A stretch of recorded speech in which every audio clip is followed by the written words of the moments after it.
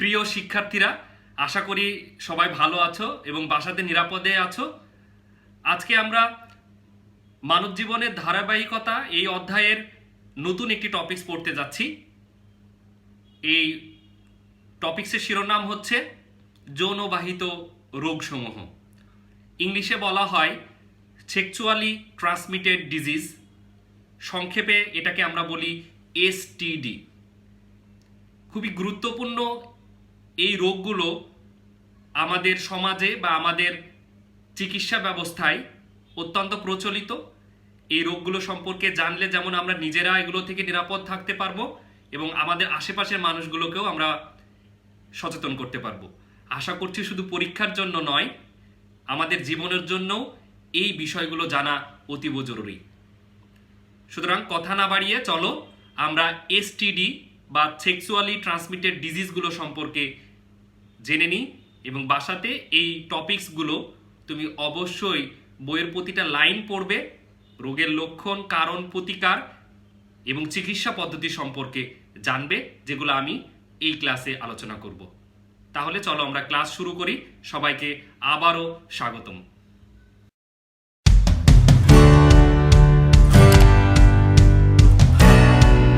প্রিয় শিক্ষার্থীরা, দেখতে পাচ্ছ প্রথমেই যে যৌনবাহিত অসুখ অথবা ইংলিশে বলতে পারো সেক্সুয়ালি ট্রান্সমিটেড ডিজিজ, সংক্ষেপে আমরা বলি এসটিডি, খুব ভয়ঙ্কর একটি অসুখ যেটার নাম হচ্ছে সিফিলিস।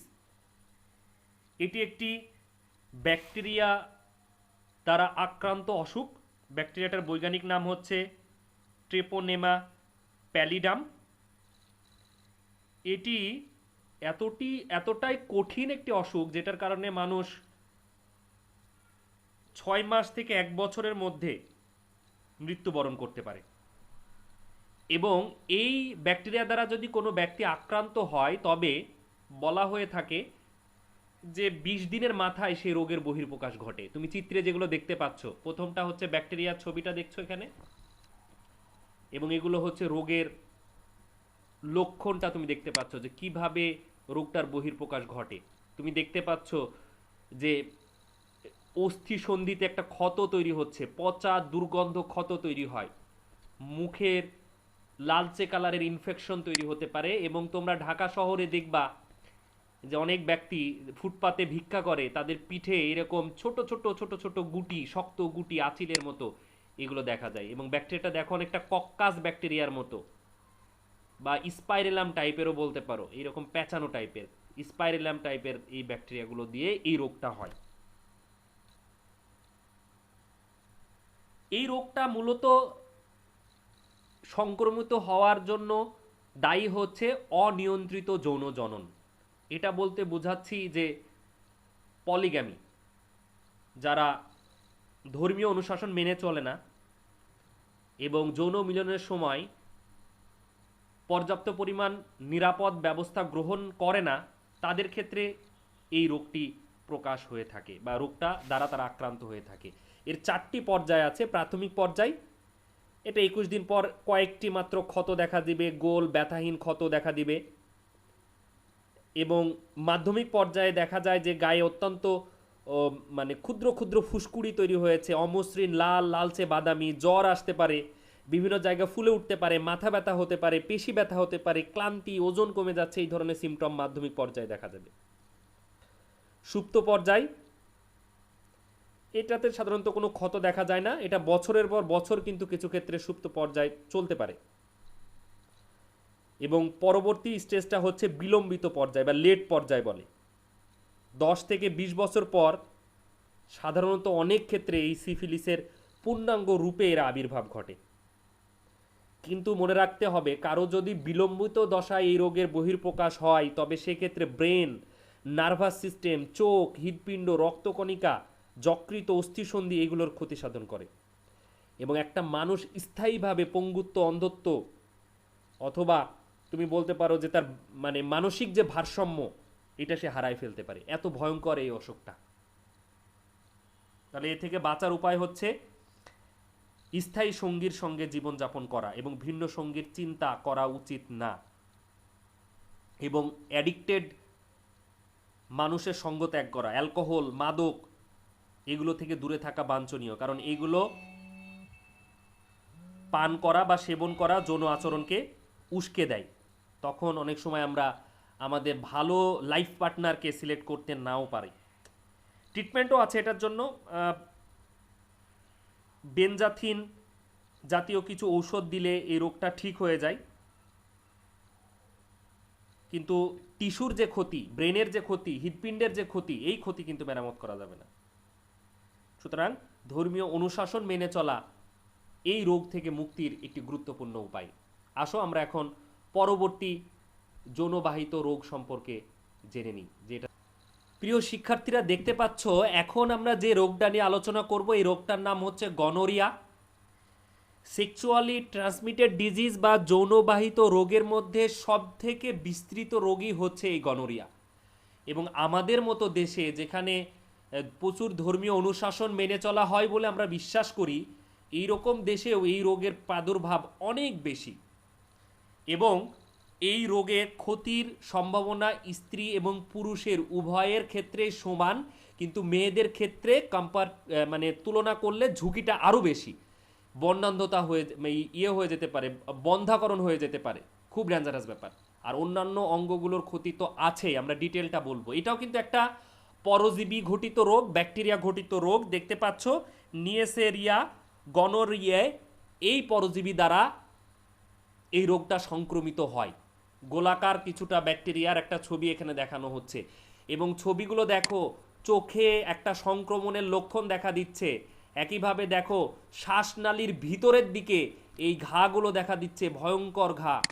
এবং কিছু কিছু ক্ষেত্রে যৌনাঙ্গেও কিন্তু এই রোগের বিস্তৃতি দেখা যেতে পারে। সেটা পুরুষ যৌনাঙ্গও হতে পারে বা স্ত্রী যৌনাঙ্গও হতে পারে। বিভিন্ন জায়গায় এই রোগের লক্ষণ কিন্তু দেখা দেয়।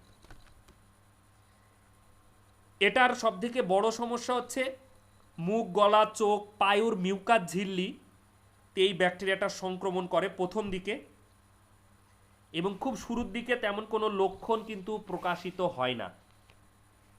নারীদের ক্ষেত্রে পরবর্তীতে যে লক্ষণটা প্রকাশিত হয় সেটা হচ্ছে মেনস্ট্রুয়াল সাইকেল বা রজচক্রের সময় প্রচণ্ড ব্যথা হবে, জ্বর হবে, গায়ে ফুসকুড়ি হবে, যৌন মিলন তার কাছে কষ্টদায়ক হবে, মূত্রত্যাগ কষ্টদায়ক হবে, যোনিদেশ ফুলে যেতে পারে এবং হলদে বা হলদে সবুজ যোনিস্রাব দেখা দিতে পারে এবং স্বাভাবিকের চেয়ে বেশি মূত্রত্যাগ এর প্রবণতা দেখা দিবে এবং অস্থি সন্ধিগুলো ফুলে যেতে পারে, ব্যথা হতে পারে। এই লক্ষণগুলো মেয়েদের দেখা দিবে।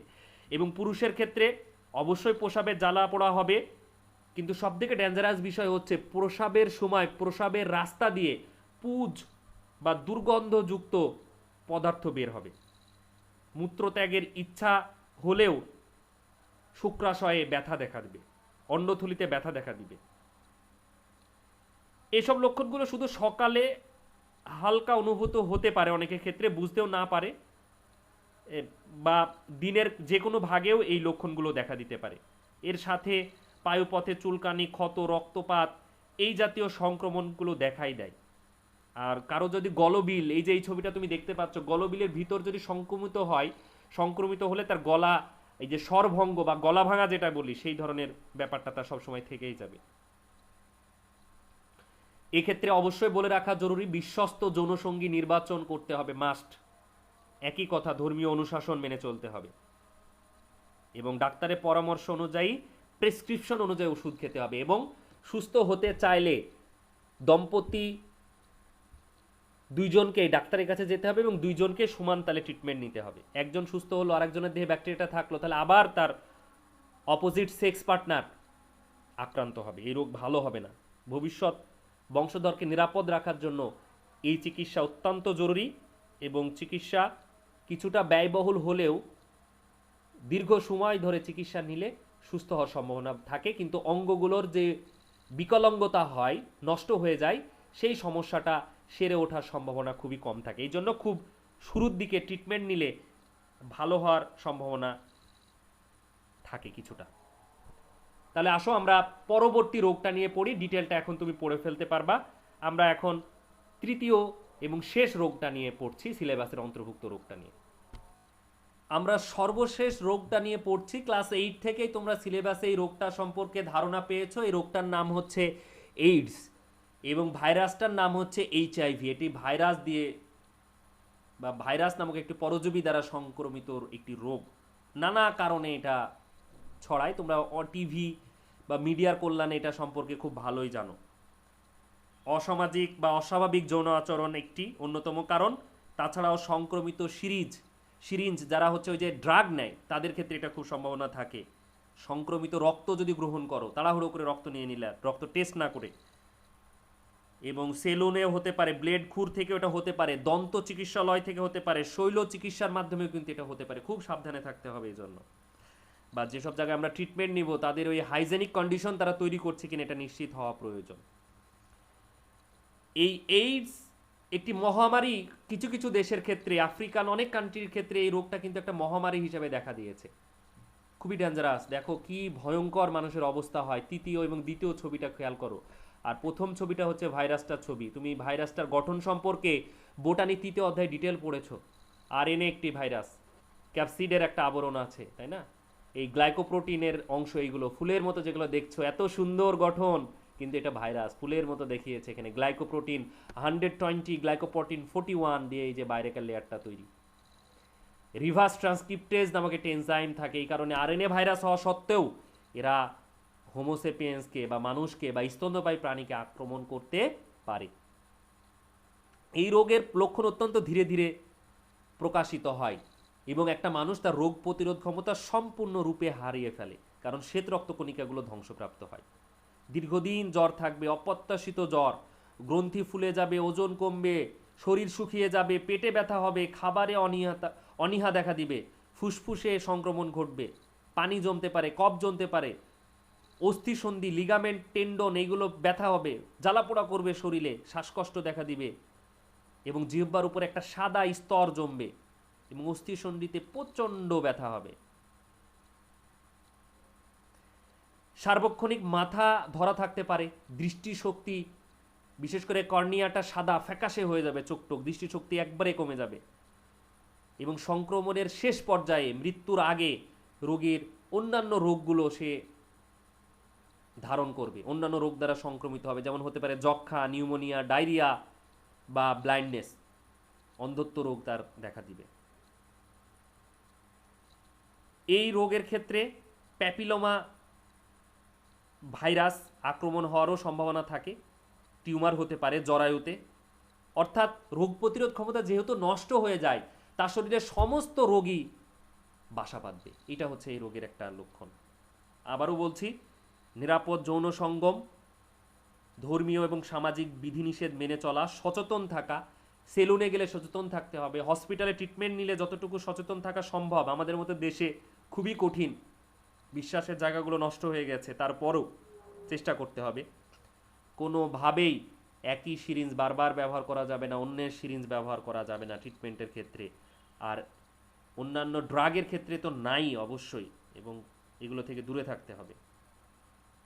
অনেকগুলো ঔষধ এখন বের হয়েছে, এগুলো সম্পূর্ণরূপে এইডসকে নির্মূল করতে পারে না, কিন্তু একটা মানুষ এগুলো ব্যবহার করে কিছুদিন বেঁচে থাকতে পারে, সুস্থ থাকতে পারে।